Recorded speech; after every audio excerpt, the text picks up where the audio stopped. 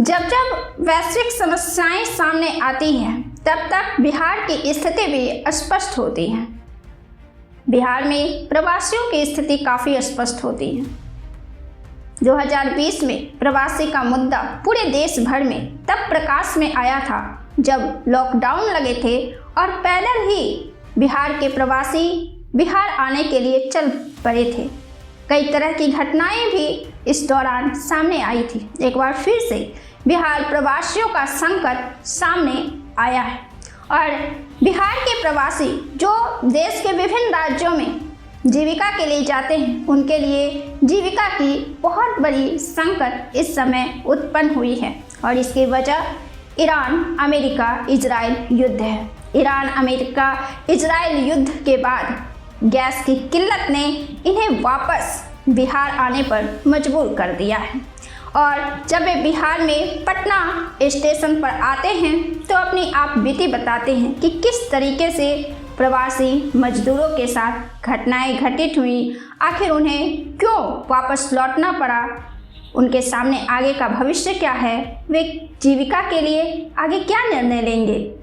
इन तमाम बातों पर उन्होंने अपनी बात रखी है। दिल्ली, महाराष्ट्र, पंजाब, गुजरात, कर्नाटक, तमिलनाडु समेत अन्य राज्यों से बिहार आने वाली ट्रेनों में प्रवासी मजदूरों की काफ़ी भीड़ है। सभी निराश होकर बिहार लौट रहे हैं। अब उनके सामने चुनौती है कि गांव में रहकर कैसे अपने परिवार का पेट चलाएंगे। पटना के दानापुर स्टेशन पर पुणे, दानापुर स्पेशल, जन साधारण, अमृत भारत और लोकमान्य तिलक टर्मिनल भागलपुर एक्सप्रेस से लौटे कई कामगारों ने अपना दर्द बयां किया। पुणे से लौटे पूर्णिया के मेजर और इश्तिहार ने बताया कि पुणे में अपार्टमेंट बनाने वाले ठेकेदार के अंदर मजदूरी किया करते थे। महीने भर से गैस की किल्लत हो गई थी और 15-20 दिनों से वे लकड़ी के चूल्हे पर खाना बना रहे थे। युद्ध जैसे ही शुरू हुआ, गैस की कीमत दूसरे दिन ही बढ़ गई थी।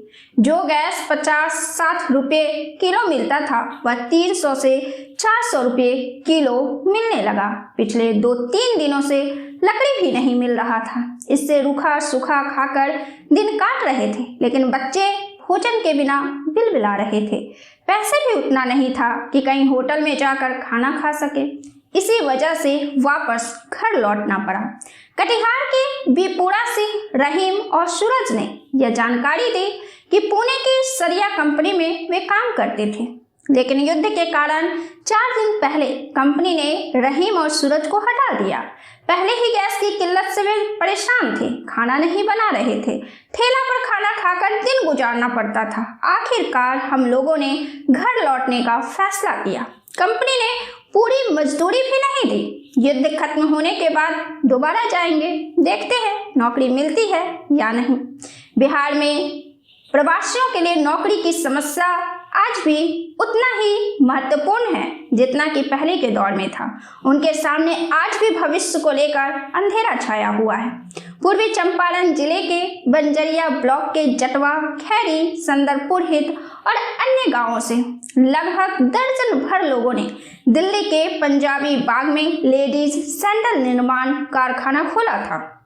15 सालों से चल रहे इस कारखाने में स्थानीय कारीगर भी काम करते थे। ईरान इजराइल युद्ध शुरू होने के बाद एलपीजी संकट आ गया और फिर दिल्ली में गैस सिलेंडर रिफिल कराने की दिक्कत उत्पन्न हुई। कुछ दिन तो जैसे तैसे ब्लैक में महंगी गैस खरीद कर खाना पका, मगर दुकानदारों ने गैस रिफिल करने से भी मना कर दिया, तो सभी को कारखाना बंद कर दिल्ली से भागकर अपने घर आना पड़ा। इनका कहना है कि एलपीजी संकट से इनका रोजगार छिन गया और कमाई पर बट्टा लग गया। कौशल आलम, मिराज, असगर, सद्दाम, कयामुद्दीन समेत अन्य लोगों का भी यह कहना है कि अब गैस संकट दूर होने के बाद ही वे दिल्ली जाएंगे। जिले के महसी में सप्त क्रांति एक्सप्रेस ट्रेन में सवार होकर दिल्ली, गाजियाबाद, मुरादाबाद और लखनऊ से लौटे लोगों ने अपना तकलीफ बताया। बड़हवा गांव निवासी सिकंदर पंडित ने बताया कि वे लोग जिस फैक्ट्री में काम करते थे वहां खाना बनाने के लिए गैस नहीं मिलने की वजह से परेशानियां हो रही थी और इस कारण वे घर लौट गए। मीनापुर गांव निवासी सिकंदर ने बताया कि गैस नहीं मिलने से भोजन की समस्याएं समस्याएं उत्पन्न हो रही थी। ऐसे में उन्हें घर लौटना पड़ा। लाल बाबू कुमार ने भी बताया कि वे लोग डेरा लेकर दिल्ली में रहते थे और वहां फैक्ट्री में काम करते थे।